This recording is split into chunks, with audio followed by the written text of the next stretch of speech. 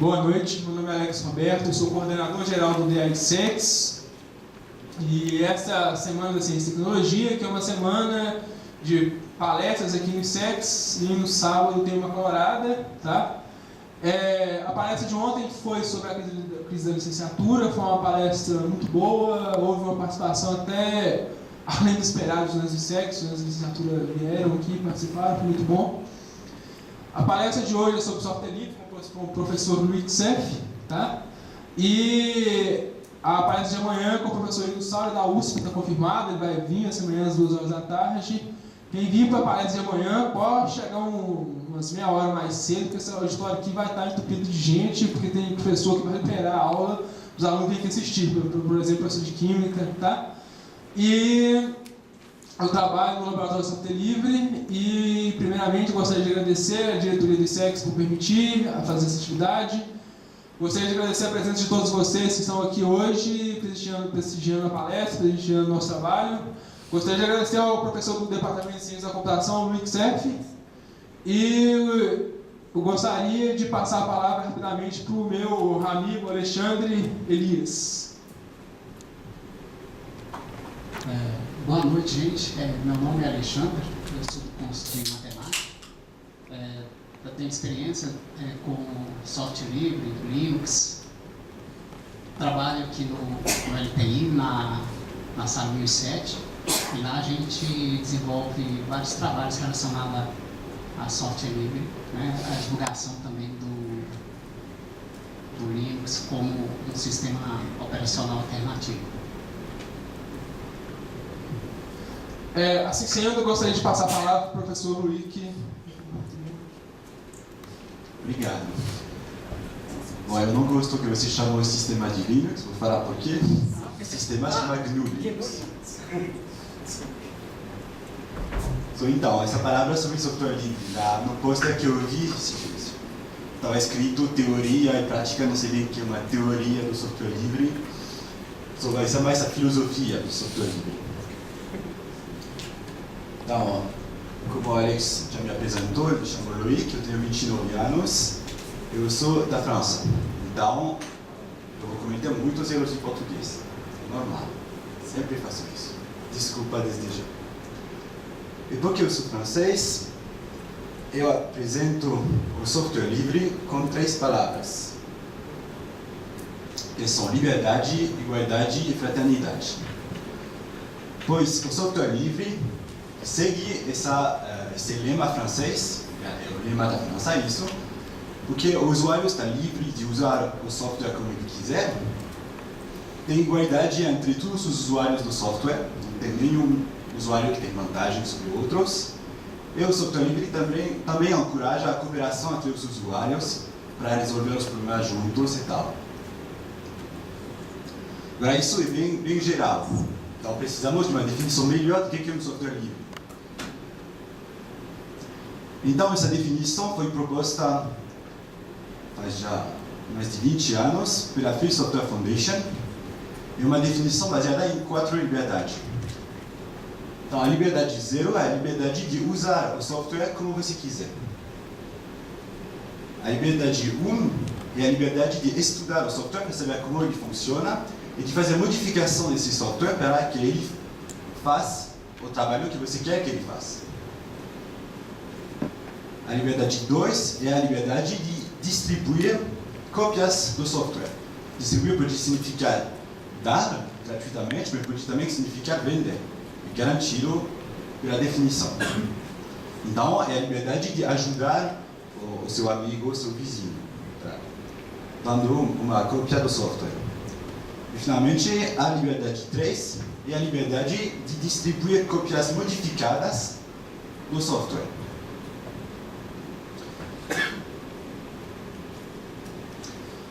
Deixa-me já enfatizar que tudo isso são liberdades, não são obrigações.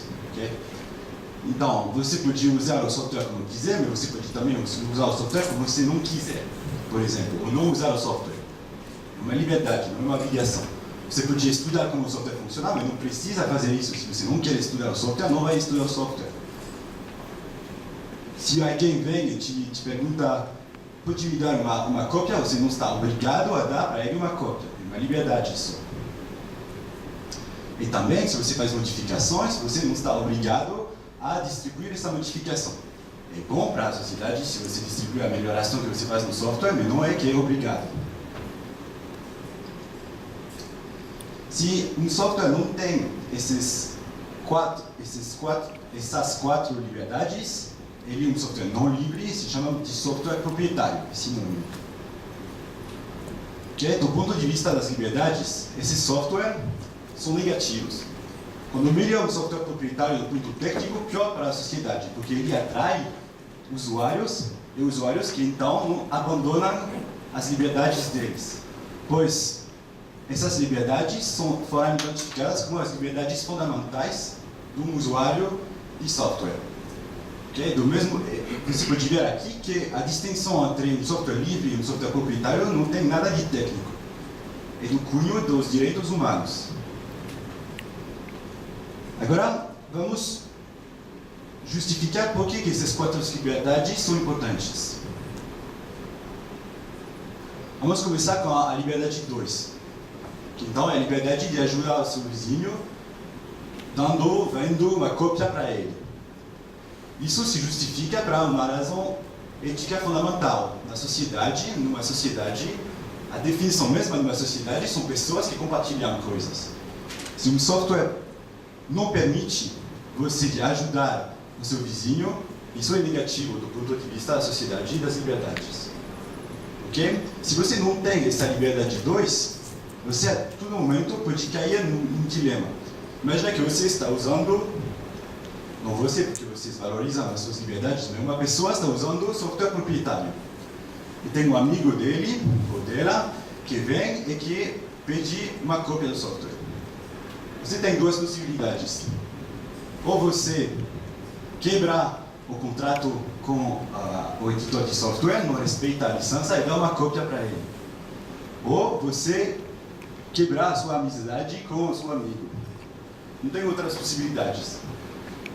Então, são duas maldades, tem que escolher a menos pior das duas, que seria de quebrar o contrato com o editor de software. Ele ataca a sua liberdade. Quando o seu amigo, se ele é um bom amigo, não tem razão de fazer mal para ele. Ok? Mas mesmo isso, não é porque é o menos pior dos dois que é bom. Ok? Então, como que podemos evitar esse dilema entre duas coisas que são maldades? Mas tem duas possibilidades. Ou você não tem amigo, ou você não usa software proprietário. Então, obviamente, os editores de software proprietário, eles preferem a primeira solução, você não ter amigos. Agora, a nossa solução no software livre é de usar somente software livre. Assim, não podemos cair nesse problema. Então, se você me pergunta o que eu acho da pirataria, eu respondo que atacar os navios é muito mal. Ok? Isso é a pirataria. Que os editores de software, eles querem que a gente ache que ajudar o seu vizinho é equivalente a atacar um navio. Isso, obviamente, é totalmente errado. O mais errado que você pode ter. Então, não se deve falar de pirataria. Não é pirataria. Pirataria é atacar navios. Ajudar o seu vizinho é bom. Ok? Agora, a liberdade zero, que é a liberdade de usar o software como você quiser. Isso é bem básico. Que o software é feito para uma coisa e você pode usar esse software como quiser. Mas mesmo isso tem software proprietário que não respeita essa liberdade. Tem um exemplo de um servidor web, por exemplo, que é escrito na licença do software que você não pode usar esse servidor web para falar mal dos editores desse servidor web. Então, deste jeito, o editor ataca a sua liberdade de expressão. Que é obviamente mal.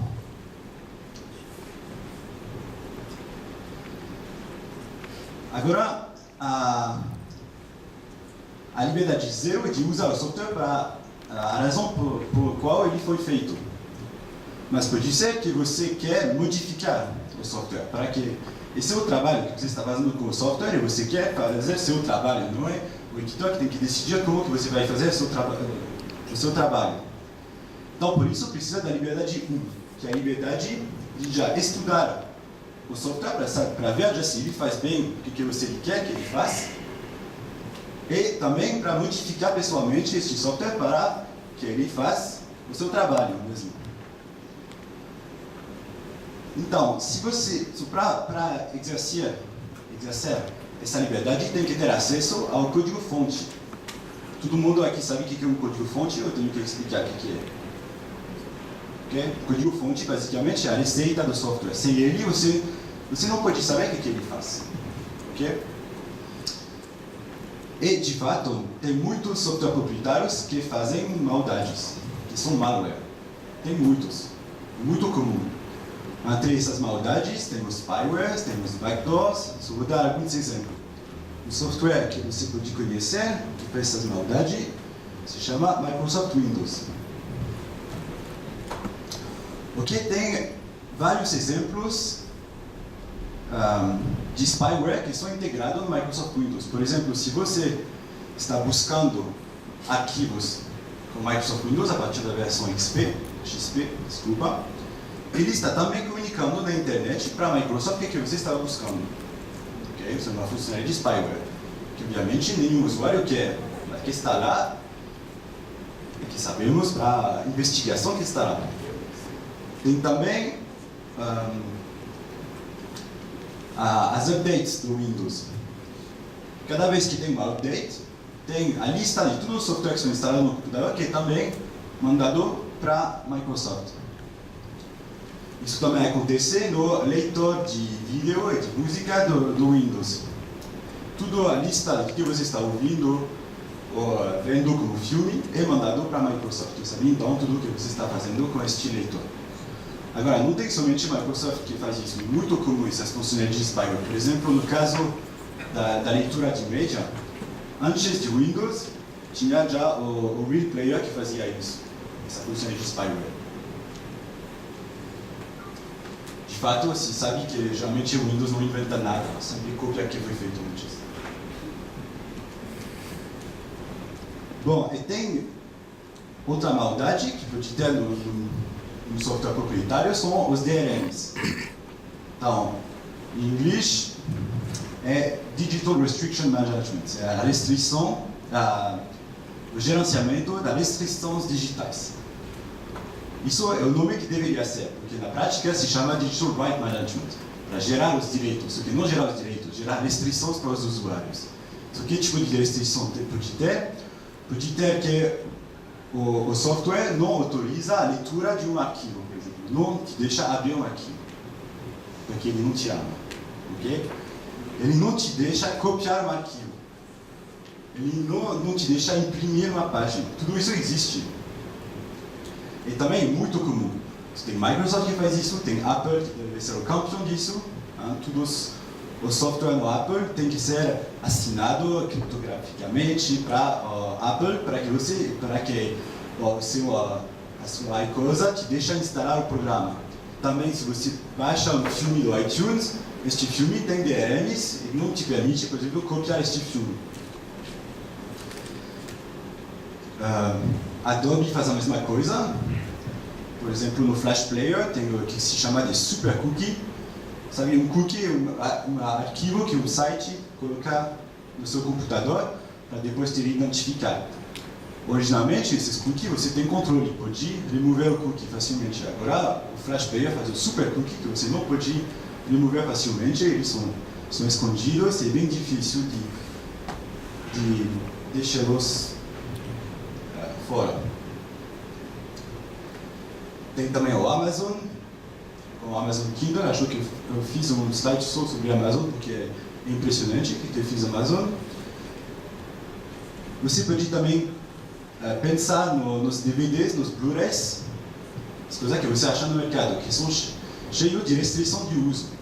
Ou seja, são de fato, não são os construtores de leitor de DVD ou de Blu-ray que fazem isso, são o Disney, o Universal e tal, que fazem uma conspiração para decidir que o formato quando você coloca um DVD, tem que ver durante 5 minutos a coisa que fala que você não pode copiar, que isso é pirataria tal, que te mostra propaganda, talvez. Você não pode passar isso. Ele te restringe na forma de usar o seu computador. Obviamente, não tem nada... eles trabalham para colocar essas restrições no uso do seu computador. Tem um site inteiro que foca sobre este problema de DRMs, que se chama defectivebydesign.org. É interessante, tem muitas campanhas contra isso. Campanhas que podem chegar em sucesso. Por exemplo, na música, há 5 anos, 10 anos, não sei bem, tinha quase tudo a música que você podia comprar legalmente, que estava cheia de DRMs também. Hoje é muito raro. Não é graças às pessoas que aceitaram esses DRMs. Tem que recusar todos esses ataques às suas liberdades, de usar o computador como quiser. Depois tem também como malware nos softwares proprietários, backdoors, que também são muito comuns. No Microsoft Windows, se sabe que a Microsoft pode desativar qualquer programa que está instalado no seu computador, de fora, sem te pedir a autorização. Okay? Se de fato, quando você tem Microsoft Windows no seu computador, não é você que controla o seu computador, é a Microsoft que conquista um novo computador.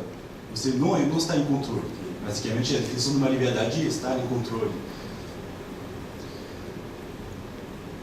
Há algum tempo tinha uma notícia com que tinha empregados da Microsoft em Índia que tentaram colocar uma backdoor para a Al-Qaeda no Windows, para que a Al-Qaeda seja capaz de usar os computadores das pessoas que têm Windows, fazer os trabalhos deles com isso.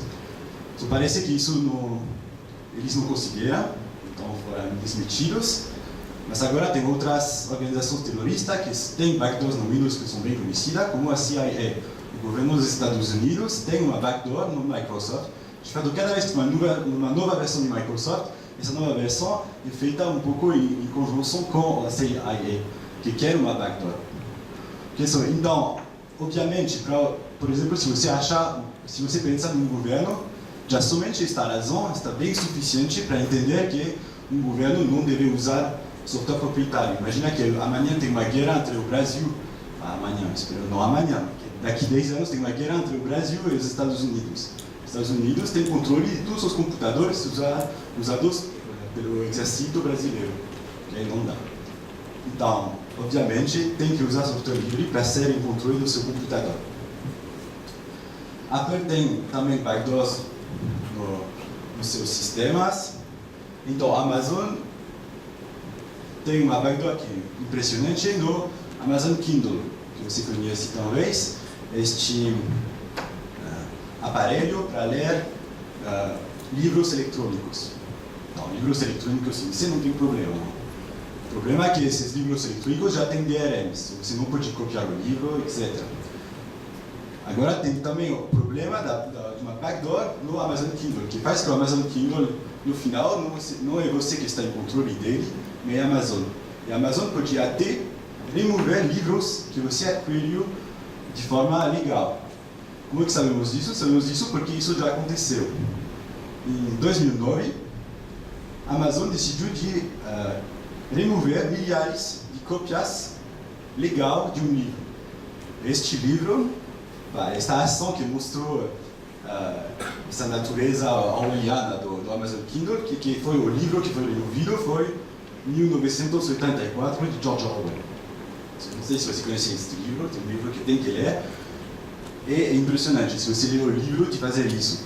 É exatamente o que tem neste livro de ciência ficção, que fala de uma civilização futura, onde o Estado tem controle de tudo e pode até modificar o passado, tirando provas de que aconteceu para modificar a história e tal. Isso é exatamente o que pode fazer o Kindle. De fato, o Kindle, em inglês, Kindle significa começar um fogo.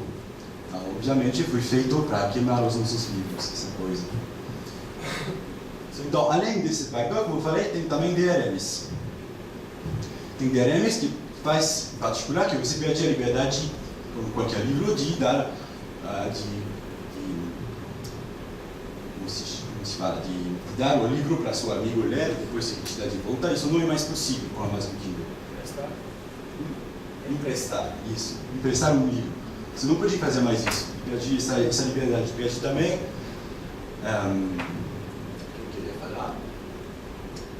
A liberdade, por exemplo, de vender um livro usado.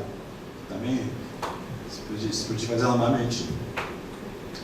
Tem muitos outros problemas. Tem também um problema que todos os livros que são no Amazon Kindle são comprados no site de Amazon. Não tudo, você pode também ler um PDF no Amazon Kindle, que está sem problema, sem DRMs e tal. Mas os livros, normalmente, a Amazon quer que você comprasse eles no site do Amazon. Então, a Amazon tem uma lista enorme, que é o site mais popular para comprar livros, de todos os leitores e o que eles leram. Se você pensa um pouco nas sociedades ditatoriais que tem ainda hoje, como que é perigoso de ter uma entidade assim, que tem uma lista de todos os leitores e o que eles estão lendo. Imagina um pouco, durante a ditadura brasileira, se isso acontece. Todas as pessoas que leem livros não autorizados vão ter muitos problemas. Bom, para exercer a liberdade 1, precisa ter acesso ao código-fonte. Porque, de fato, todas essas maldades que estão nos softwares proprietários, sabemos delas por investigação, mas não é simples de saber. Porque como não temos acesso ao código-fonte, é bem difícil de falar o que o software está fazendo. Então podemos categorizar os softwares proprietários em dois grupos. Os softwares proprietários onde sabemos que tem maldades, e o software onde pode ser que tem, não sabemos.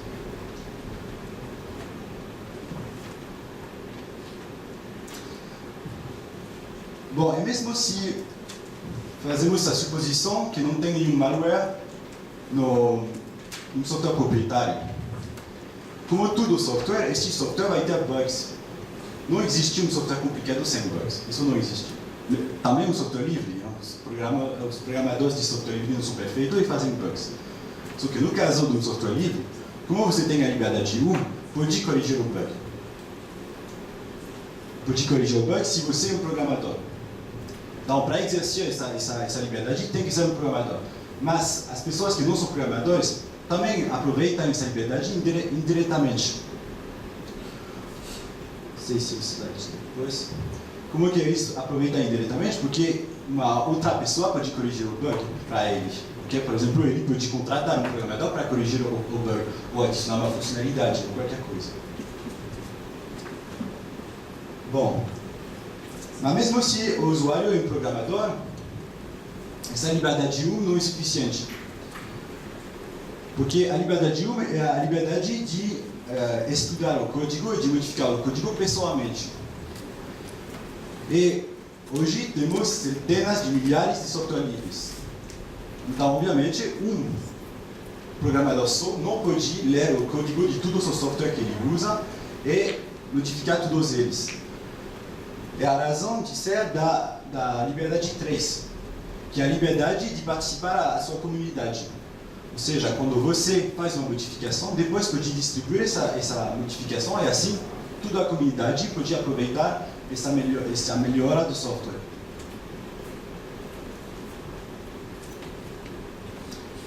Então, graças a essa liberdade, o controle sobre o software é feito de forma cooperativa. Okay? Não é cada um que tem que fazer o trabalho sozinho.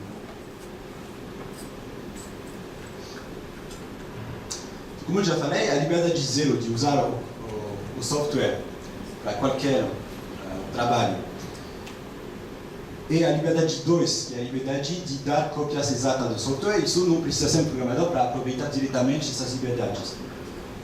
Agora, uma pessoa que não sabe programar não pode exercer diretamente a liberdade 1 e 3. Mas ela aproveita indiretamente. Como eu já falei, elas podem, por exemplo, contratar programadores para fazer o trabalho. E isso pode também ser feito em grupo. Hoje tem mais e mais pessoas que o crowdfunding, você conhece isso? A ideia é que você tem vários usuários que juntos vão pedir uma funcionalidade, vão pedir, não é só para software, de fato, essa coisa de crowdfunding, mas vão pedir uma coisa e adicionando um pouco de dinheiro cada um vai colocar R$10, mas se tem 1.000 usuários que colocam R$10 para ter uma funcionalidade, vai fazer R$10.000 e tem dinheiro para pagar um programador durante alguns meses e implementar essa funcionalidade. A coisa interessante, se compararmos o software livre com o software proprietário nesse aspecto, é que o software livre significa também um mercado livre de suporte do software.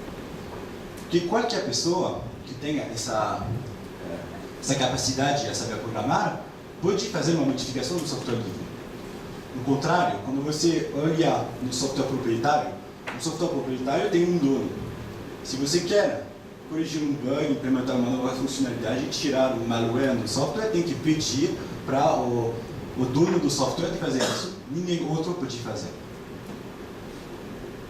Então, as pessoas que são liberalistas econômicas têm que defender o software livre já para este aspecto. Software livre significa um mercado livre de suporte. De fato, quando você tem uma escolha entre software proprietário, você tem uma escolha entre vários monopólios. Monopólios? Como que se chama? Monopólios. Não é que você tem uma escolha de verdade. Você tem vários softwares proprietários para fazer a mesma coisa. Se você escolher um, vai cair no monopólio do primeiro dono. Senão, vai cair no monopólio do segundo dono. So, de fato, é como se você é um escravo que pode escolher o seu dono. É isso, basicamente. Você não está livre. Quando continuamos essa analogia, o movimento do software livre criou como um novo continente onde todos os usuários são livres.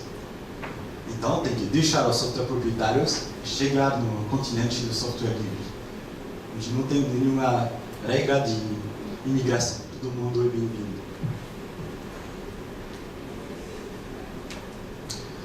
O resultado dessas contra a liberdade, de fato, é a democracia. É o usuário que vai controlar o que faz o seu computador. Ele vai controlar o que faz o seu computador, ele tem esse direito porque o computador faz o trabalho dele. É a razão fundamental para essas quatro liberdades.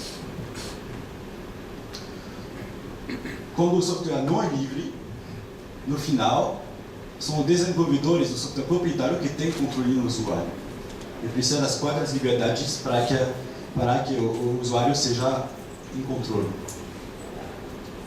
Então, temos de um lado um mundo democrático, onde o usuário é em controle, e do outro lado, uma ditatória dos desenvolvedores de software proprietários.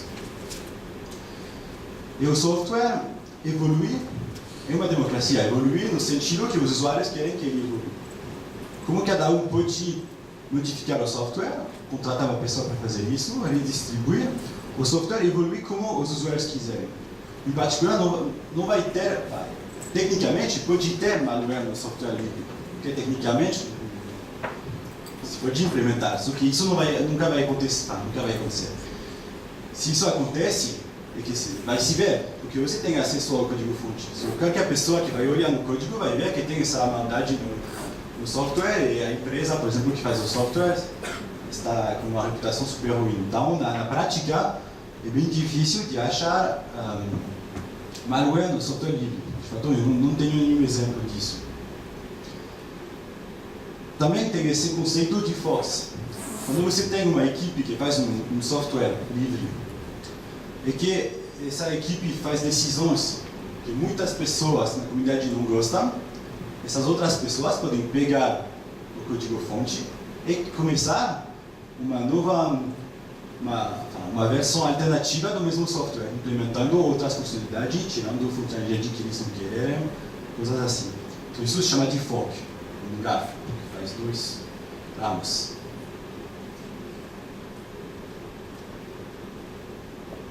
Agora, como somos numa universidade, quero enfatizar também o fato que as escolas, as universidades, todas as escolas, de forma geral, de pequeno até no final, têm que usar software livre, têm que ensinar somente software livre.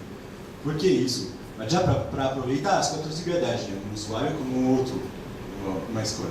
Mas não é somente um usuário como o outro. Tem outras razões para uma universidade somente ter como objetivo de somente usar e ensinar software livre. A razão mais superficial é de economizar. Porque na prática, mesmo se vende um software livre, mesmo se custa em termos de suporte, em termos de formação, etc., na prática custa muito menos de usar software livre que de usar software proprietário. Já você pode facilmente ver, quando você tem uma cópia, pode instalá-la em todos os computadores da universidade e não custa mais, não tem um preço por cópia, que de fato é um absurdo, porque não custa mais de fazer uma cópia demais. Porque não é material o software, é informação. Então, copiar não custa. Mas isso é a razão mais superficial.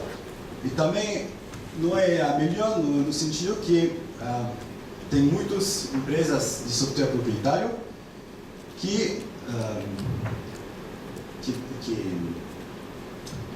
mandam cópias gratuitas para alunos dos software proprietários. Por que elas fazem isso?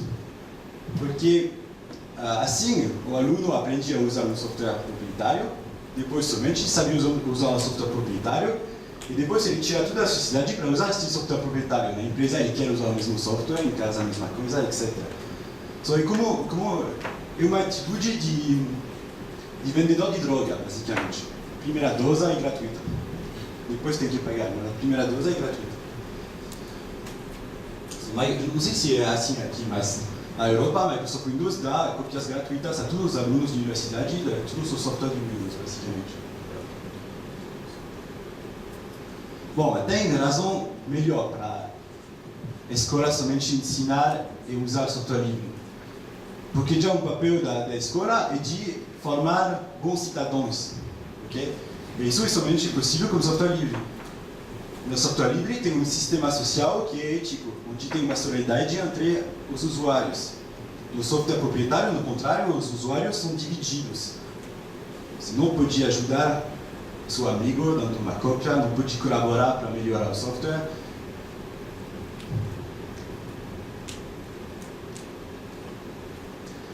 E tem também uma outra razão que talvez ainda mais fundamental, especialmente aqui no ISEX, é que se você pegar um aluno que é um bom programador, ou seja, tipo de aluno que para aprender a programar é somente ler um manual e vai diretamente saber programar, ele vai saber programar, mas vai saber programar de forma ruim. Para saber programar corretamente, não tem outras possibilidades que de ler muito código e escrever muito código. É a única receita para saber programar corretamente. E tem que ler e escrever código para software grande. Okay? Porque software pequenos não mostram muito os problemas de estrutura que tem que ter no software e tal. Então, somente o software livre permite fazer isso. Fazer pequenas modificações em grande software. Pois você tem acesso ao código desse grande software e pode resolver um bug, adicionar uma funcionalidade facilmente. Você pode aprender, pelo menos, fazendo isso. E lendo muito código, você pode ver que este código eu não entendo nada, então eu tenho que fazer de um outro jeito, que é como que é escrito este código.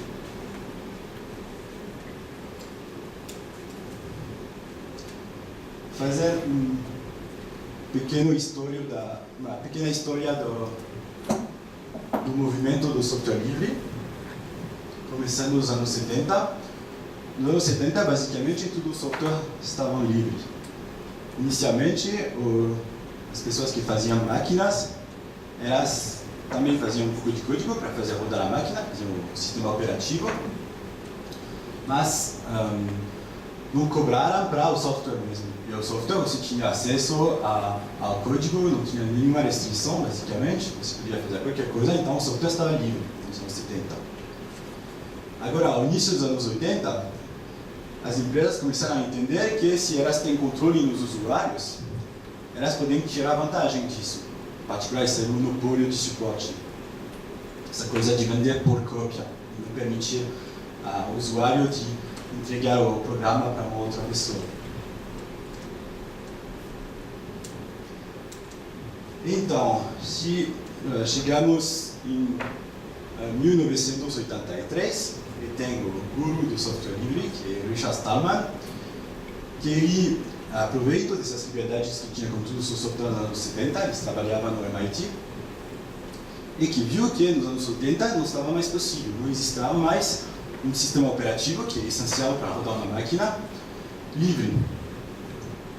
Então ele tinha essa escolha entre ou ele vai trabalhar para essas companhias proprietárias, ele achava que isso não é ser um bom cidadão, isso é a servir os outros usuários, para servir os usuários dele, ele não queria fazer isso. Então o que ele decidiu fazer? Ele decidiu de parar de trabalhar no MIT e de começar sozinho a escrever um sistema operativo inteiro. Um trabalho enorme, ok?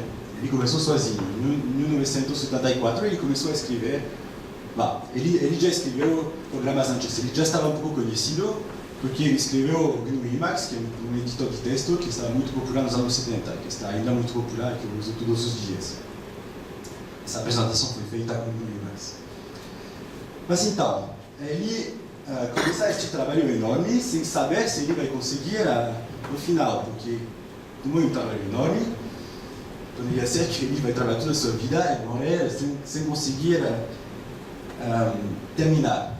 Mas, felizmente, tinha outras pessoas interessadas nisso, então que começaram a ajudá-los. Ou porque eles estavam programadores, então ajudaram também a escrever o software, ou também pessoas que dão dinheiro para que seja possível de pagar programadores para ajudar ele. E como eu falei, a tarefa estava enorme. Ele decidiu de fazer um sistema que seja compatível com o Unix. Porque o Unix é um sistema proprietário. Mas que é também um sistema portátil, se chama assim. Que nos anos 70, geralmente, cada máquina tinha o seu próprio sistema operativo. Se você tem uma nova máquina, tinha que desenvolver um novo sistema operativo. E o Unix estava uma exceção, ele estava portátil, então quando você tem uma cópia de Unix no computador, geralmente você pode também rodar lá no outro computador, que está diferente. Estava uma exceção dos anos 70, hoje é muito mais assim. E o Unix é com muitos componentes. Então, todas as decisões técnicas foram basicamente seguindo a filosofia de Unix, de mudar cada pedaço do sistema, cada componente. E tem centenas de componentes a escrever. E já também decidiu de chamar o sistema GNU, que é uma piada da informática, pois GNU significa GNU's not Unix. Ok? Então, o que significa o G? O G significa GNU. É um acrônimo recursivo. Okay? Bom, e o projeto GNU, então, foi um grande sucesso. E até hoje. Hoje tem o projeto GNU é composto de, se eu olhei hoje, uns 400 subprojetos diferentes. Okay? So, eu vi uma lista enorme. Eu peguei alguns deles para mostrar para você, porque muitas pessoas nem sabem que elas estão usando GNU. Só tem o editor de texto, como falei, que foi o primeiro programa do sistema operativo GNU, que é o GNU Emacs. O compiler, que é o GCC, GNU Compiler Collection. Tem a biblioteca C, que vai com ele. Tem o debugger GDB, para debugar. O parser GNU Bison, não sei como se pronuncia aqui. Tudo isso, eu falo desses porque como aqui tem pessoas que programam, são ISEX, dou isso como exemplo. Depois tem a interpretar de comando, que no Bash tem todos os comandos para gerar arquivos, para copiar arquivos, mudar arquivos, buscar arquivos, etc. Tem tudo os comandos para processar texto, tipo GNU grep, GNU awk, GNU set, cat, join, etc. E cada vez aqui um ponto é um subprojeto. Você veja que tem um subprojeto que tem muito trabalho neles. O bootloader grub, o gzip para comprimir, o editor de diagrama GNU-dia, o editor de imagem GIMP, não sei se você conhece, é GNU Image Manipulation Program, o GTK, que é para fazer uma interface gráfica, o Aspel para verificar a ortografia, todas as coisas para o network, para FTP, para wget, para baixar da web. Então, obviamente, por exemplo, o wget, no início do projeto não existia a web. Então, aqui eu estou falando dos projetos que existem hoje. quando eu falo que tem 400, todos eles são ainda desenvolvidos. Tem outros que são parados, mas eles são ainda desenvolvidos. O GNU Party para fazer particionamento, o GNU Privacy Guard para fazer encripção, tem tudo o desktop GNU. Você conhece GNU? O G de GNU significa GNU, faz parte do projeto GNU. Então, o GNU, por exemplo, é um subprojeto enorme. Tem o GNU, tem um navegador web, tem vários leitores de música, de filme, tem o leitor de e-mail, tem para fazer essa apresentação, para exibir essa apresentação, leitor de PDF, do GNU, etc. O GNU Cash para fazer coisas financeiras. Como somos também no ISEX, eu coloquei que tem o programa GNU Octave para fazer computação numérica, equivalente de MATLAB. O MATLAB é proprietário, e deve usar ele, se você gosta das suas liberdades. O programa R, para as pessoas da estatística, faz parte do projeto GNU. Tem jogos, tem várias coisas. Tem 400 projetos, ok? É enorme mesmo. Então, se você está usando hoje o sistema operativo GNU Linux, a maior contribuição, em termos de esforço, de linhas de código, de qualquer métrica que você queira usar, que seja razoável, você vai achar que o projeto GNU é de muito a contribuição maior que foi feita. Já historicamente, obviamente, foi assim que começou o sistema operativo. Eu coloquei no final o kernel, o núcleo. Isso, o núcleo. Porque o sistema operativo precisa de um núcleo, que é o componente mais baixo, que faz a interface entre o hardware e o software por cima. Então, o projeto GNU tem também, como subprojeto, um núcleo, que se chama GNU Hurd. O problema é que, quando foi escolhido a arquitetura para este kernel, se achava nesse tempo que foi uma boa ideia de usar uma arquitetura de microkernel. Não sei se você viram, se você assistiram aulas de sistema operativo, mas tem duas grandes arquiteturas para núcleos, que são os microkernéis e os kernéis monolíticos. E na prática, os microkernéis são bem difíceis a debugar, a desenvolver e ainda mais a debugar. E hoje, o projeto existe ainda, se pode até usar ele, mas tem que ser um pouco aventuroso, porque até hoje este kernel não funciona bem, este núcleo. Então, foi basicamente o único componente que não foi um sucesso no projeto GNU. Deixa-me também enfatizar que eles não desenvolveram componente que já existiram como software livre. Okay? Mas eles tinham a maioria dos componentes que tinha que desenvolver. Então, em 1992, todo o sistema operativo estava completo, menos o kernel, que não estava funcionando corretamente. Mas, em 1991, tem um aluno da Finlândia, que se chama Linus Torvalds, que, no seu tempo livre, que criou um kernel que se chama Linux, que é o nome dele. As primeiras versões do Linux não estavam livres, porque ele colocou uma cláusula que falava que não deve ser usado como de forma não comercial. Então isso não pode ser, é contra a igualdade entre todos os usuários. Qualquer usuário tem que ter a mesma liberdade. Então, também, se você quer usar o software para fazer comércio, tem que ter essa liberdade, senão não é um software livre.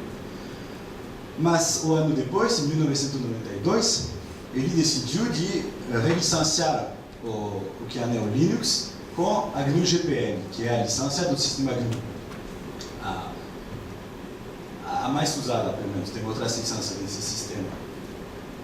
Então, Linux se tornou um software livre. Então, a combinação de todo o trabalho sobre o sistema operativo GNU, todos esses componentes, mais o núcleo Linux, permite, em 1992, de ter pela primeira vez, uns 10 anos depois do anúncio do projeto GNU, um sistema operativo livre inteiro. Então, pela primeira vez, em 1992, usuários foram capazes de novo, após os anos 70, de novo de usar um computador com todas as liberdades fundamentais que eles merecem. Esse sistema se chama GNU/Linux. Vou enfatizar isso de novo depois. Deixa-me também falar que desde os anos 90 tem muitos outros projetos de software livre. Então a contribuição maior, obviamente, é o projeto GNU. A segunda contribuição maior deve ser o Linux, mas depois tem muitos outros software livres que são usados. Só entre eles podemos falar do Xorg, que de fato é mais velho do que o projeto GNU, que é para fazer qualquer coisa de gráfico no computador, que é livre, para tudo isso é livre. O KDE, por exemplo, que é um outro desktop, que é GNU. O Mozilla, você conhece o Mozilla Firefox, o Mozilla Thunderbird, são software livres. O banco de dados MySQL, PostgreSQL, tudo isso não são do projeto GNU, mas são grande contribuição a um sistema operativo livre. A Fundação Apache, que fez que tem vários softwares, o primeiro software dele foi o servidor web, que é usado por 2/3 do servidor web hoje. O segundo mais usado é o Nginx, que é também um software livre. A Fundação Eclipse, que fez o IDE, Integrated Development Environment, não sei como que é em português, que é o mais popular também hoje. Tem também companhias que não fazem somente software livres, mas que fizeram contribuição importante para software livres. Então, para essas contribuições, podemos falar obrigado. O resto, software não livre, não falamos isso. Mas, por exemplo, o Sun Microsystem, que não existe mais, foi comprada por Oracle, ela foi na origem do OpenOffice, foi na origem também do Java, que está todas as ferramentas de Java são na licença GNU-GPL também.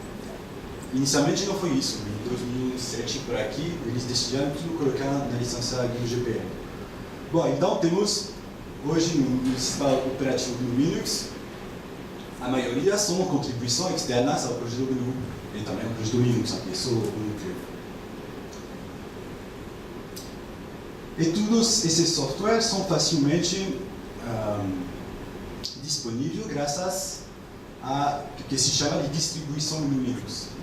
Essa é uma distribuição, basicamente, são todos os softwares mais populares, que são dezenas de milhares, não estou exagerando, que são disponíveis facilmente. Você baixa o sistema operativo, instala ele e depois você tem acesso a todos os outros softwares que podem instalar muito facilmente. Isso se chama de distribuição no Linux. Bom, o problema então que temos muito hoje, e vimos isso antes, é que muitos usuários do sistema operativo GNU Linux não pronunciam isso corretamente, eles falam Linux. E isso está errado. Está errado já porque, como já falei, não está justo. A maioria da contribuição, qualquer métrica que você quer escolher, é a contribuição do projeto GNU, que já historicamente, em termos de esforço, de quantidade de trabalho, de linha de código, de qualquer coisa que você quer verificar, vai ver que o projeto GNU está o mais importante no sistema operativo que você está usando. Bom, mas se seria somente um problema de dar crédito a quem merece muito crédito, não é tão grave, ok? Mas o problema é que as palavras trazem ideias, ok?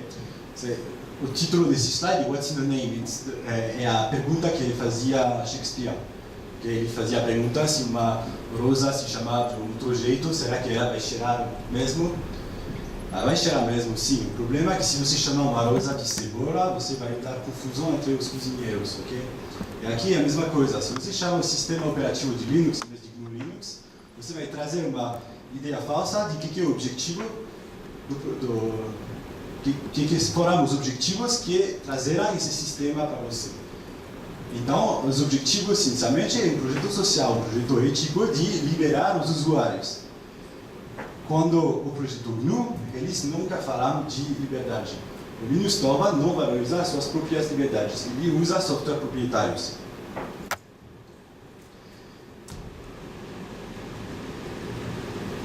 Então, por favor, para ajudar a que os usuários do Linux entendem o objetivo, que é o objetivo de dá liberdade para os usuários, chama o sistema de GNU Linux e não de Linux. Linux é somente um núcleo.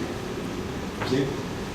Porque isso é bem problemático na prática, porque temos usuários de GNU Linux que nem sabem que GNU existe, eles acham que são Linux users, e então eles não valorizam mais suas liberdades. Quando você não valoriza a sua liberdade, não defende ela, você tem o risco de perdê-las. E isso aconteceu já. De fato, ao início dos anos 2000, não tinha mais nenhuma distribuição no Linux composta somente de software livre. Hoje, não é mais o caso. Hoje temos, de novo, uma dezena de distribuições que tem esse compromisso de somente dar software livre. A primeira delas foi o Ubuntu, que foi desenvolvida na Argentina, perto daqui, mas você não gosta da Argentina, no Brasil, então esqueçam disso. Tem o BLAG, que significa BLAG Linux and Linux, de novo uma língua recursiva. Tem uma dezena, tem muitas que são desenvolvidas na América Latina, de fato. Por quê? Mas é assim.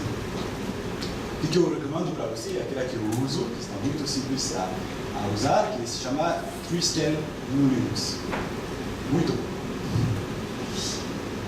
Bom, só já tinha esse problema que as distribuições começaram a colocar software proprietário. Por que elas fizeram isso? Porque como os usuários não sabiam, nem sabiam,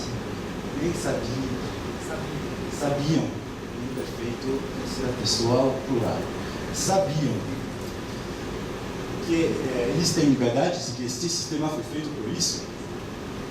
Quando uma distribuição decidiu adicionar um software proprietário, eles viram isso como uma vantagem, porque do mesmo jeito que Linux Torvalds não se importa com as liberdades, somente se importa com critérios técnicos, de ser um software mais eficiente, um desenvolvimento mais rápido, etc., mais robusto, qualquer coisa.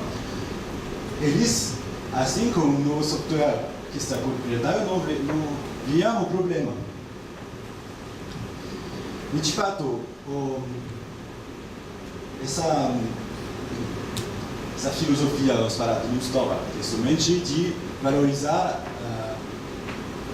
aspectos teóricos, aspectos práticos, conveniência direitas. Se vê até no núcleo Linux hoje, porque hoje o núcleo Linux não podemos mais falar que é software livre, infelizmente. Hoje, se você olha no código do Linux Vanilla, como se chama, que é o Linux que é feito para a Linux Foundation, você vai ver em alguns arquivos grandes sequências de números. E de fato isso não é código-fonte. De fato isso é um binário que está vestido de código-fonte. Mas não é o código-fonte. Ele não te permite exercer as suas liberdades de estudar como que ele funciona e de modificar ele, etc. Okay? Então essas distribuições que são 100% livres, elas não usam o Linux padrão, eles tiram do Linux padrão todos esses pedaços que são chamados de blob, binary large objects, e assim obter um sistema 100% livre. De fato, esse projeto que também faz parte do projeto GNU, que hoje na maioria é só tirar coisas, mas também começar a ter desenvolvimento de substituição para o código que é tirado. É um projeto que foi iniciado na Free Software Foundation Latin America. Então, por aqui.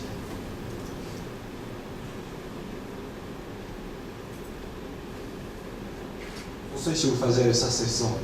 Não, pode ficar à vontade. Fica à vontade. Não, eu não sei, porque eu adicionei isso porque eu achava que fosse curto demais, mas de fato tá ok. Só vou passar tudo isso. Tinha diagramas bacanas. Não, Luiz, esquenta a cabeça com o tempo, não, você fica à vontade. Não, não precisa, melhor fazer perguntas, eu acho.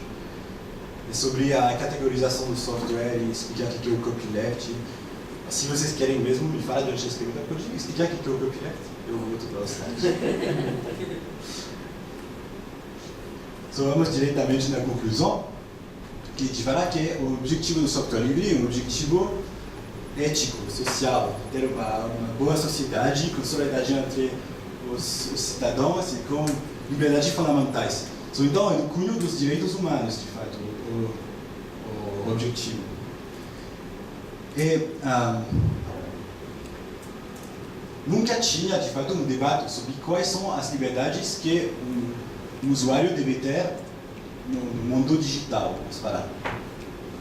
Nunca tinha, porque a maioria, porque é muito recente, de fato, a informática, se você olhar nisso. A maioria das pessoas comuns começaram a ter computadores no fim dos anos 90. E mesmo ao início dos anos 90, já as empresas de software proprietário já monopolizaram tudo. Então, para a grande maioria dos usuários, eles somente conhecem software proprietário. Então, parecia que é normal de você não ter nenhuma liberdade, que basicamente é a conclusão do debate para as empresas de software proprietário, que é na vantagem deles, mas que não é na vantagem dos usuários. Então, somos ao início E já tenho também que falar que o sucesso já até agora é muito grande do sistema GNU Linux. Hoje, se você olhar no mercado dos servidores, na maioria, eles usam o sistema GNU Linux. Se você olhar nos supercomputers, deve ser uns 99% que rodam no sistema GNU Linux. Se você olhar no mercado dos aparelhos, do código que é embarcado no aparelho, como se chama. Também, não sei se aqui podemos falar de GNU Linux, mas eles geralmente usam software livre baseado em Linux, no núcleo Linux. Bom, no caso dos telefones, o sistema que tem a maioria hoje é o Android Linux. Aqui não tem que falar GNU, porque tem muito pouco de GNU nisso, mas também Android, na maioria, é livre. É ainda um problema. Ainda hoje é quase impossível de ter um telefone que funciona somente com software livre. Trabalhamos nisso. Mas só tem um projeto, por exemplo, que se chama Replicante, que quer, a partir do Android, de fazer um sistema operativo para telefones que seja 100% livres. Mesma coisa para as tablets. Hoje, também o sistema preponderante é hoje o Android. Então, o único mercado onde o GNU Linux não é majoritário, basicamente o computador de desktop, não sei como se chama, de workstation, que é o computador individual. Por que é assim? Basicamente, se explicar para uma outra maldade do software proprietário, que é a banda casada. Hoje, uma pessoa comum, que não sabe bem onde buscar o seu computador, vai comprar num lugar onde todos os computadores são já com um sistema instalado. Esse sistema não é do Linux, é ou Windows ou Mac. Então, dois sistemas que não respeitam as liberdades deles. Isso é banda casada, que normalmente é proibido pela lei, no Brasil e no mundo inteiro. Mas, até agora, mesmo se tem mais e mais decisões de justiça que vão, especialmente na França, no francês, que vão no sentido que deve ser proibido essa coisa de não deixar o comprador escolher de ter um sistema operativo e não ter ele. Essa prática hoje é muito comum. Quase todos os computadores são vendidos com Windows ou Mac. E o usuário nem sabe que ele paga pelo sistema operativo. Ele acha que é de graça. Bom, então, nesse debate sobre quais são as liberdades que o usuário no mundo digital merece, o movimento do software livre acha que identificou quatro liberdades fundamentais que eu apresentei. E isso cria, então, um novo ciberespaço onde todo mundo é convidado para vir e usar o seu computador com todas as liberdades. Tem ainda muito trabalho, mas do mesmo jeito que a liberdade de expressão não foi obtida de um dia para outro, precisava de séculos, que é o fim da escravidão, a mesma coisa. Somos confiantes. No momento vamos conseguir que todos os usuários podem ser livres. Então, bem-vindo no mundo do software livre, vem ajudar a gente a combater para ter essas liberdades. Okay. Se tem perguntas, eu vou responder. Como programador ou uma empresa de programas livres sobrevive? Então, eu não falei dos modelos econômicos também, porque eu não sou tão experto.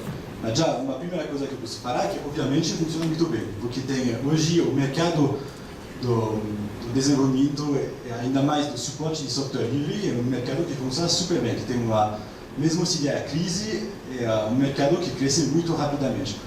Sabe, por exemplo, não é que eu gosto muito das grandes empresas, eu prefiro muito as pequenas empresas, que também é uma vantagem do software livre, porque como você tem essa liberdade de escolher quem vai fazer o seu suporte, geralmente faz empregos locais, que é melhor que de pagar para os Estados Unidos, que geralmente são lá as empresas de software proprietário. Bom, o que eu queria falar? Eu esqueci o início da frase. Eu estava falando, não sei. A pergunta foi... sim. So, se você pegar uma grande empresa como Red Hat, este ano ela vai fazer mais de $1 bilhão de lucro. Então, funciona muito bem. E de fato, como eu falei, todos... eu não tenho os números, não posso falar nada, mas todas as estudos que veem qual é a taxa de crescimento do mercado do software livre é uma taxa impressionante em comparação a tudo o resto da economia. Agora, se você quer os modelos, eu posso também falar, você tem tudo o modelo sobre o suporte, que é o mais comum.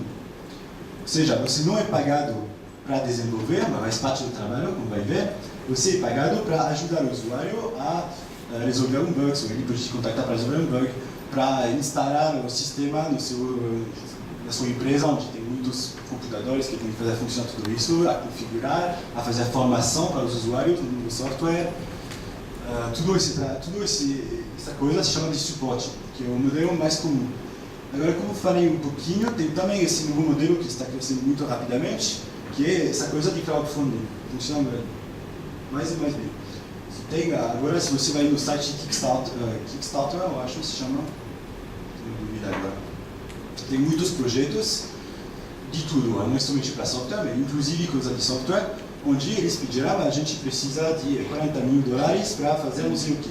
E todos os usuários que estão interessados vão dar um pouco, e se chega a este patamar, então é pagado e os outros começam o trabalho. O processo também que você já desenvolveu é depois pedir dinheiro para distribuir. Acontece também isso. Tem donações também. Tem muitas fundações que são a objetivo não lucrativo e que vivem de donações. O melhor exemplo é a Wikipedia. A Wikipedia não é bem um software. Porém, é interessante saber que a Wikipedia, a ideia inicial é do Richard Stallman também. Inicialmente, a Wikipedia se chamava de GNUPedia. Bom, lá foi um pouco diferente a ideia, por isso que eles mudaram de nome. Mas também tinha essa ideia que qualquer pessoa podia escrever um artigo e tal, fazer uma enciclopédia livre. Então, a Wikipedia achou que $milhões por ano que eles conseguiram por doações. O que tem outro? Tem muitos modelos de desenvolvimento para fazer dinheiro com software. Agora, para fazer muito dinheiro, tem que fazer maldade, geralmente. Se você quer muito dinheiro, não desenvolve software, bem melhor assim, não vai fazer maldade. Mas para viver, tem muitas pessoas que vivem somente fazendo software. Também é interessante saber que um projeto enorme como o projeto Linux, que é no núcleo, a maioria das contribuições são contribuições de empresas. São empresas que pagam pessoas para fazer desenvolvimento para que por exemplo, uma empresa que vai fazer hardware, ela quer que o hardware funcione direitinho com o kernel Linux. Então, eles vão escrever o driver para fazer ele funcionar. Se você olhar no ranqueamento dos contribuidores para o kernel Linux, o primeiro é Red Hat, eu acho, depois deve ter a Novell, são duas empresas que são principalmente para software livre, mas depois você vai achar empresas como Oracle, como IBM. Tem muito trabalho e pessoas que trabalham para escrever software livre. Bom, eu devo esquecer muitos modelos, mas isso, se você busca na internet, vai achar muitas referências de pessoas que explicam todos os modelos diferentes para desenvolver software livres e fazer viver com isso. Agora também tem que entender que se você pega o setor da informática, o desenvolvimento de software é pequeno. Né? A maioria do trabalho não é de desenvolver software, é o suporte, é a administração do sistema, de rede, de blá blá blá, já é pequeno. E nessa pequena coisa, a grande maioria dos desenvolvedores, eles nem fazem software proprietário ou software livre, eles desenvolvem programas para um cliente só. Tem uma empresa que vai pagar, que tem como emprego, geralmente que vai pegar uma outra empresa para fazer um software só para ele. Então, no final tem, não tem que ter medo que se tem o software livre não vai ter mais emprego. Isso não vai acontecer, não. E de fato tem empregos com o software livre, como eu falei também. Bom, falou muito. Outra pergunta?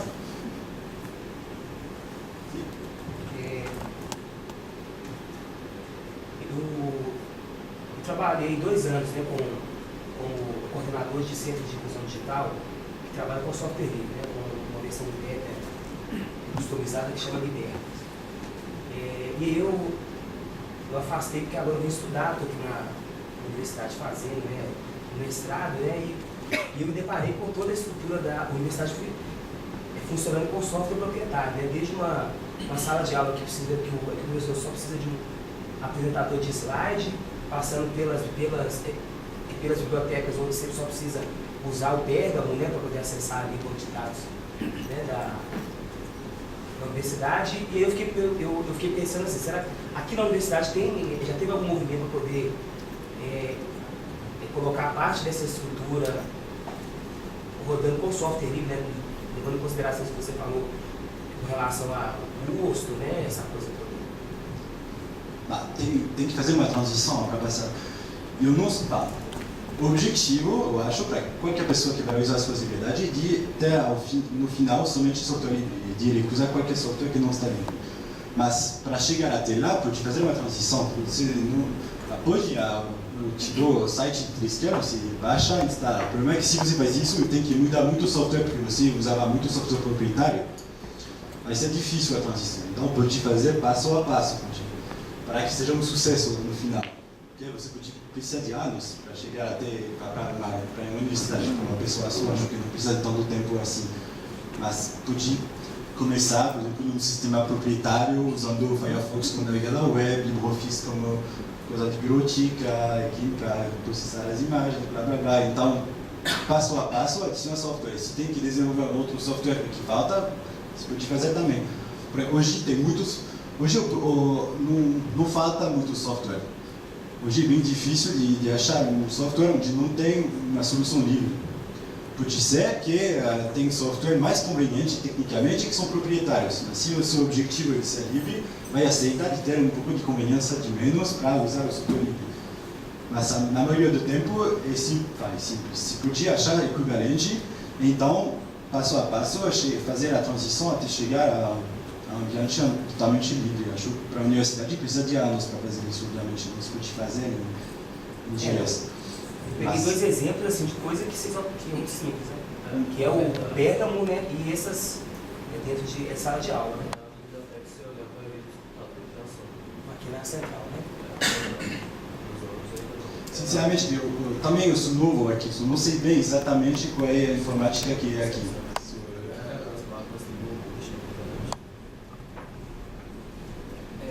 Essa transição é complicada, né? Eu faço, professor, desculpe pelo atraso, professor, né? Tive um problema foi inclusive uma palestra que eu queria mais ter acompanhado desde o início. Mas meu nome é Gabriel, eu participo do diretório acadêmico do ICETS com o pessoal. Só comentando aqui a sua pergunta, eu sou estagiário do SECOM, Centro de Computação da Reitoria. E eu dou suporte de redes, ajudo o pessoal lá e tal, os administradores de redes. Então, você acaba vendo certos absurdos que acontecem. Você vê essa transição, quanto ela é complicada. Por exemplo, na escola de arquitetura, em um setor lá foram comprados Macs, desktops, não sei como que se chama. E não sei por que carregava. O que roda em cima daqueles Macs são Windows. Na escola de arquitetura. Então, tipo assim. Simplesmente. Nossa, no Instagram, duas sistemas operativos. Proprietários. Como que. Como que não faz sentido? Às vezes é porque os próprios usuários, se não. Eles têm certa dificuldade, né, aceitação disso. Passou a vida inteira mexendo naquela janelinha do Windows. Na verdade, isso daí entra conhecimento mesmo, espalhado. Que nem a arquitetura eu até entendo do lado deles, que é pelo lado do design, da arquitetura mesmo, da arte, que a Apple conseguiu colocar na sua cabeça que design tem que usar a Apple, porque o design da Apple é melhor, então os produtos Apple são voltados para o design. Provavelmente por isso que na arquitetura colocaram isso. Só que os softwares voltados para a arquitetura, eles são de Windows. E só funcionam no Windows. Que é o mesmo caso do meu lado também. De área civil, você não acha nenhum outro software que não seja para Windows. Você acha pouco software. Tem uma área onde é difícil de trabalhar com software livre ainda, que tem que desenvolver, são os CAD. Isso que você está falando. Tem livre CAD, que não está livre do AutoCAD, super popular, tecnicamente. Então é ainda difícil de fazer um trabalho com software livre só quando tem desenho industrial e na verdade, o CAD melhorzinho é de uma concorrente da Autodesk e que na verdade não é open source, é shareware. É distribuição gratuita, mas não é aberto, que é da SolidWorks, eu esqueci, é um outro nome. Sim, senão, claramente, isso para qualquer transição, não é somente para a área da propriedade do software livre, mas tem que fazer a formação em termos de software diferente. De fato, eu acho que, provavelmente, que a maioria dos empregados conhecem todas as coisas de biblioteca para escrever letras, as secretárias e tal. Acho que parece que é mais fácil de passar de Word 2003 a LibreOffice, que é bem similar, que de passar a Word 2007, que é muito diferente. Então, tem que decidir, tem também que... Não falo que é gratuito, o software livre não implica que já você pode comprar um software livre, isso é até garantido, pode vender e comprar software livre, mas também tem todo o custo de suporte de informação e tudo isso, que existe com qualquer software, não é particular, é software livre. No caso de distribuições, então, que aceitam software proprietários, igual o Ubuntu vende na sua loja alguns softwares. Recentemente a EA Games anunciou que vai começar a produzir games para o Ubuntu e vender na loja. Começa a restringir assim que o Linux, que é um software de um sistema livre, começa a aceitar. Você quer falar? No caso, vai aceitar esses softwares. Qual disso que você disse? Ou não? O que contradiz?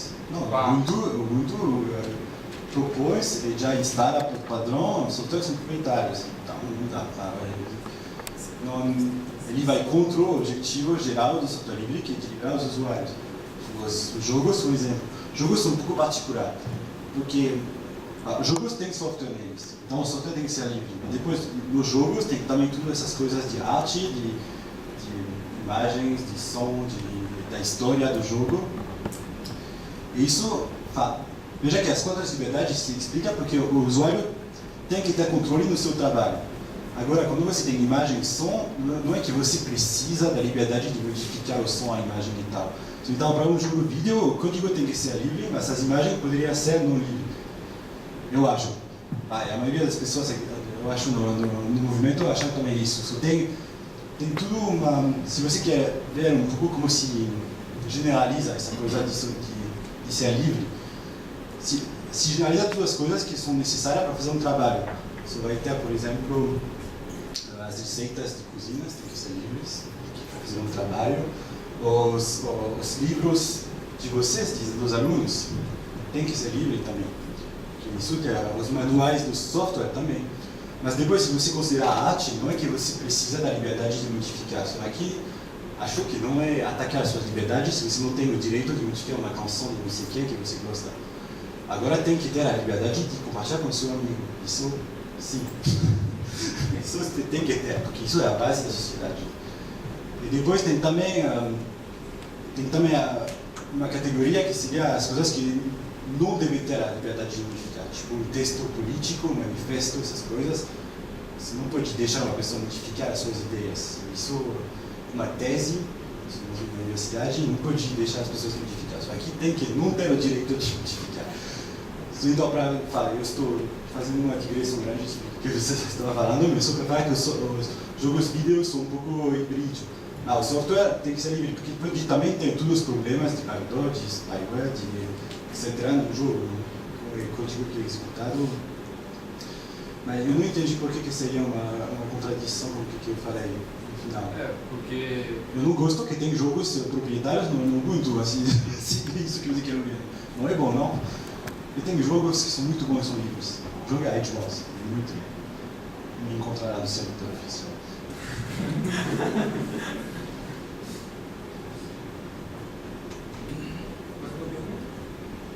Professor, eu tenho uma pergunta. Na verdade, duas, acho que vai uma pergunta.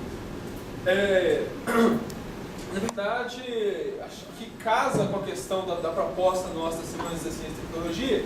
Por exemplo, ontem nós fizemos um debate sobre educação, hoje nós estamos fazendo debate sobre software livre e amanhã eu estou fazendo debate sobre pré-sal.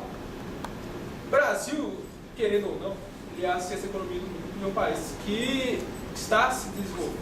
Isso aí a gente está no meio disso. Né? O Brasil está se especializando e aumentando a capacidade de produzir softwares, muitos softwares.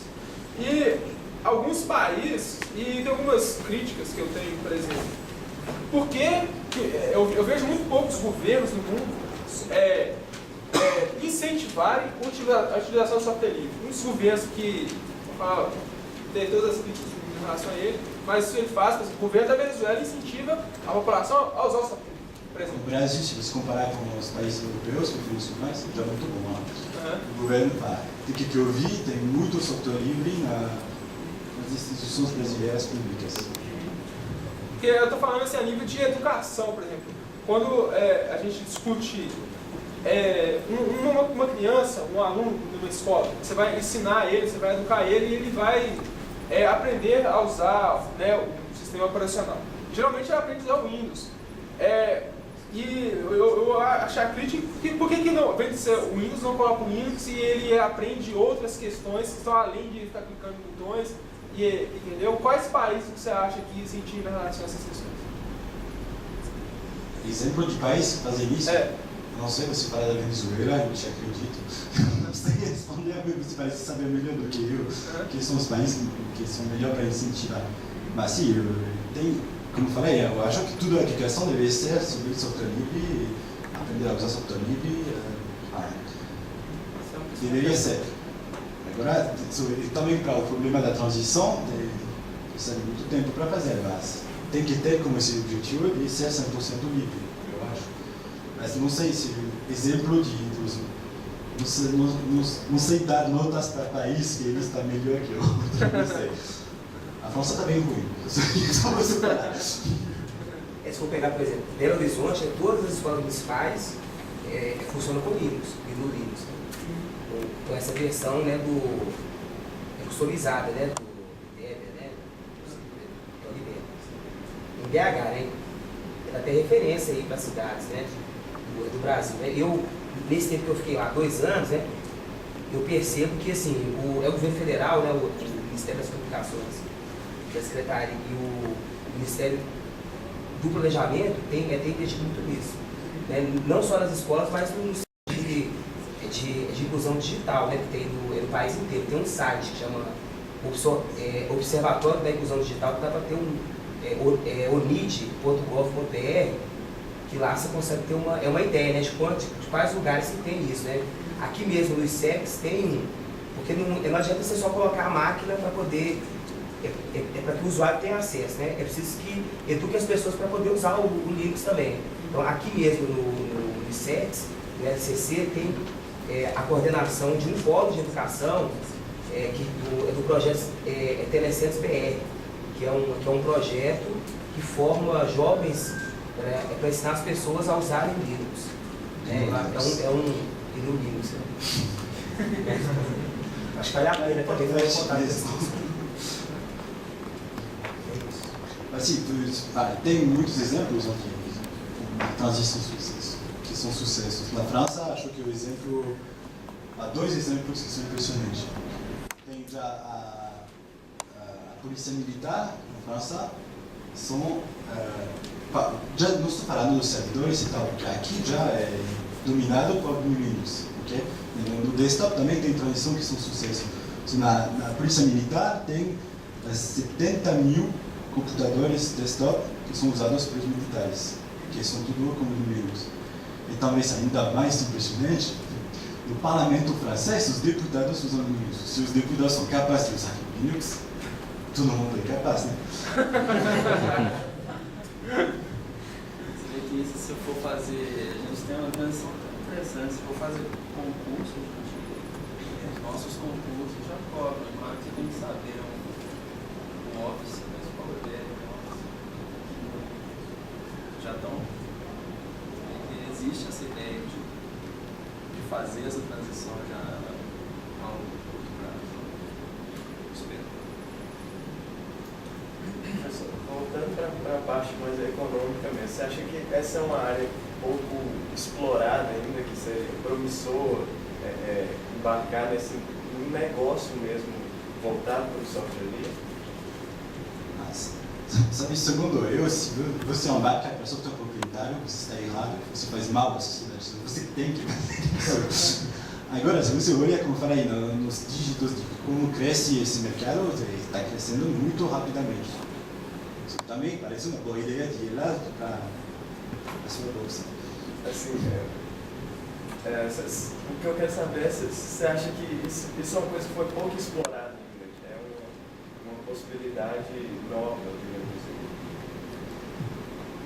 Você está falando de desenvolver software livre? Ou de... Não, desenvolver modelos econômicos para... imaginar novos modelos econômicos. Outras formas de ganhar dinheiro com isso. Pode ser, por exemplo, para os jogos vídeos, parece que não tem ainda... O crowdsourcing pode ser um sucesso. Tem mais e mais jogos vídeos que são financiados desse jeito. Mas se não, tem uma era também onde o Linux é fraco nos jogos vídeos. Eu acho que não é tão grave.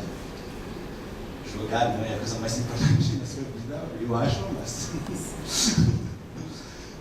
Então, tem provavelmente ainda modelos econômicos a achar que são bons para desenvolver jogos vídeos que sejam livres. Não vejo por que deve ter incompatibilidade entre ser livre e ser um jogo vídeo, acho que não tem, mas até agora tem poucos jogos vídeos livres que são grande produção, tipo Diablo 3 da qualidade. Tem Lizum, não sei se vocês conhecem Lizum, que é o MMORPG, é livre, por exemplo. Edge Wars, que eu falei, o melhor jogo do mundo, é livre.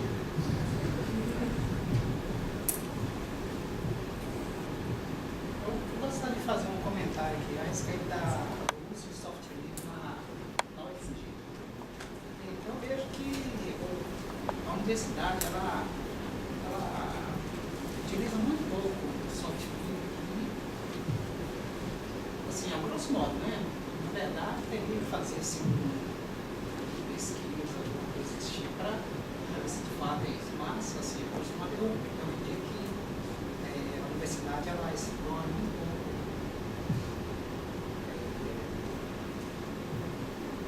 os recursos, né, que o software oferece. E muitas, tem uma universidade no Brasil, que é a UFPR, eu acho que lá eles aproveitam mais essa abordagens, né? Como uma alternativa para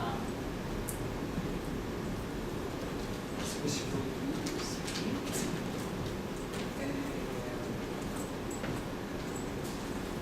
Eu acho que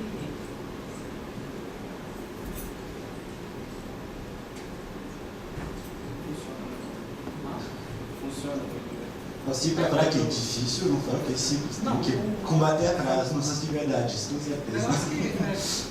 Tem muitas, eu acho que tem muitos campos, muitas áreas que o software pode ser mais explorado.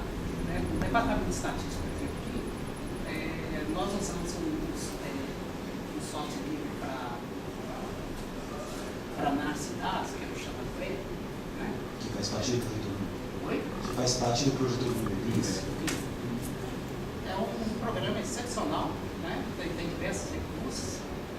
assim, olha, pode, às vezes tem algum aluno que quer conscientizar, porque usa música, não dá para usar muito.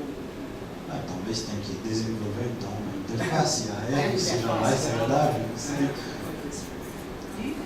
que desenvolver então, vai lá, desenvolver essa interface. Mas eu acredito que a universidade pode aproveitar mais esse potencial do software, né? Então, por exemplo, muitas vezes em certos setores utilizam o computador para fazer tarefas bem básicas, por exemplo, no tipo de texto, lá no Linux, coisa desse tipo. A universidade poderia estar gastando menos recursos, né? Recursos públicos, para poder pagar software proprietário para poder. Sim. É um argumento, como eu falei, eu acho que é o argumento mais superficial. Os argumentos mais fundamentais é que a universidade tem que educar cidadãos que são bons, que vivem em solidariedade com os outros, e tem que também as pessoas que podem ser bons programadores têm que ser capazes. Se você está na aula, você está mostrando um software, e o aluno quer saber como funciona o software, se você tem que responder, você não pode saber, é um segredo, não dá. Somos na universidade para aprender assim, então tem que usar software livre para que se tem essa pergunta, você pode mostrar o software e ele pode aprender. É assim que se aprende a programar corretamente, lendo muito software, faz muito código e depois escrevendo. Tem jeito de fazer outro, eu acho. Do ponto de vista assim, do usuário comum, eu acho que no Brasil também falta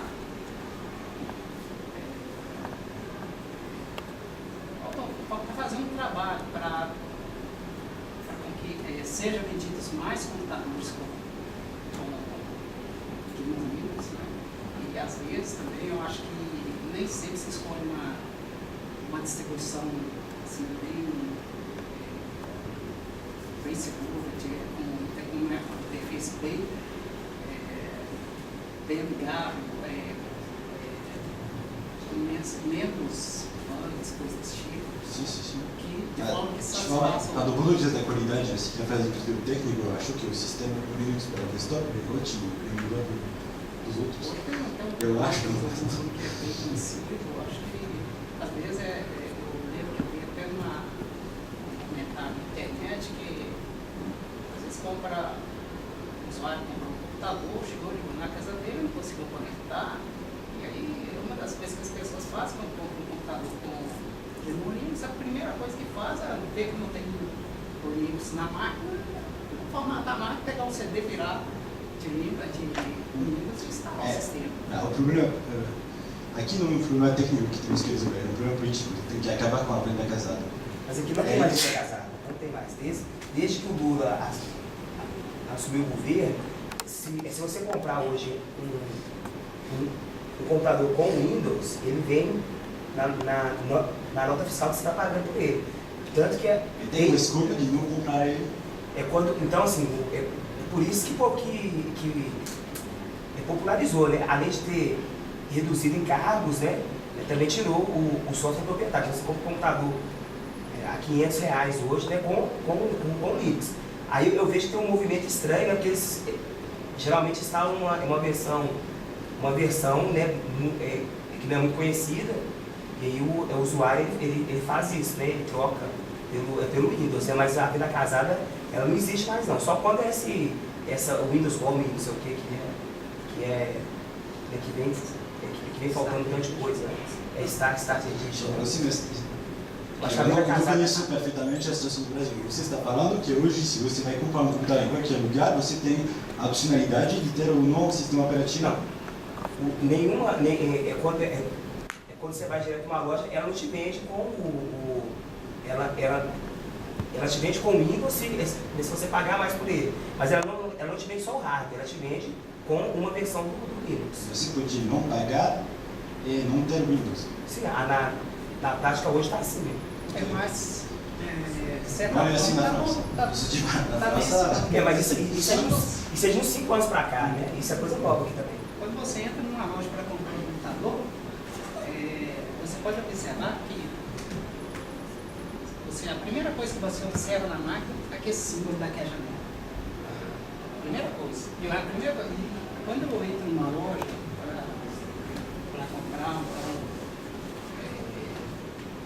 olhar as máquinas, os novos modelos e tudo, a primeira coisa que eu observo é se tem aquela questão daquela janelinha, né? Esse negócio que é espinhado. Aí, eu lembro que tem uma vez que eu entrei numa loja para perguntar preço, contar música, etc. E o vendedor falou para mim que não tinha máquina com Linux, mas se quisesse ele instalava o Linux para mim, instalava o Linux. Aí eu pensei, o cara tá me achando que eu tô louco, porque eu vou pagar pelo computador, vou pagar por uma licença de um programa que eu nem quero, que eu recuso. Pagar para ele formatar. Eu não sei se está bem assim, assim, eu diria. A Dell já oferece isso. Alguns computadores da Dell tem uma opção lá no site da Dell para comprar com Ubuntu. Você instala você compra com Ubuntu, não com Linux. Alguns, não todos. Sim, eu sei disso. Agora, se você quer um endereço bom, porque o Ubuntu usa o Linux Vanilla, o Linux padrão, então usa também esses blocos, esse pedaço proprietário que são no núcleo. Geralmente essas coisas são firmware de placa Wi-Fi. Então, se depois você com este computador tentar instalar um sistema 100% livre, provavelmente que o Wi-Fi não vai mais funcionar. Que é triste. Tem placas Wi-Fi que funcionam com Linux livre, que então essa versão do Linux tem os pedaços proprietários. Tem placa Wi-Fi que funciona, mas não é a maioria não funciona. Então, o único site que eu conheço para comprar hardware, de tudo o hardware da loja, funciona com Linux livre, então com qualquer sistema operacional 100% livre, é thinkpenguin.com. Deve ser isso. thinkpenguin.com é americano, mas eles mandam no mundo inteiro. Só aqui você pode comprar fechando as olhas, vai funcionar perfeitamente com o seu sistema 100% livre. Se você quer comprar daqui a pouco máquina, melhor lugar onde ir, você nem precisa pensar, será que vai funcionar corretamente? Antigamente não foi isso, no início das placas Wi-Fi tudo estava livre, então tudo funcionava bem. Depois o Estado começou a aceitar essas coisas que são proprietárias, então todos os vendedores começaram a achar, vamos fazer isso, e hoje a maioria das placas Wi-Fi não funciona bem com Linux livre.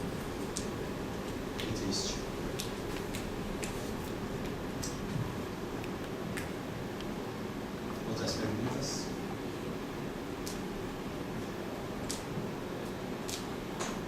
Obrigado. Vamos fazer uma conclusão? Você quer falar?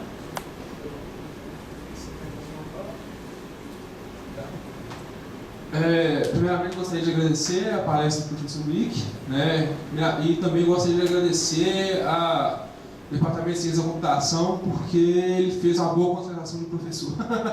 E a palestra foi muito boa, principalmente na minha opinião. Né? Só uma coisa, a palestra não é nada original. Tem pessoas aqui que conhecem as palestras de Shastana.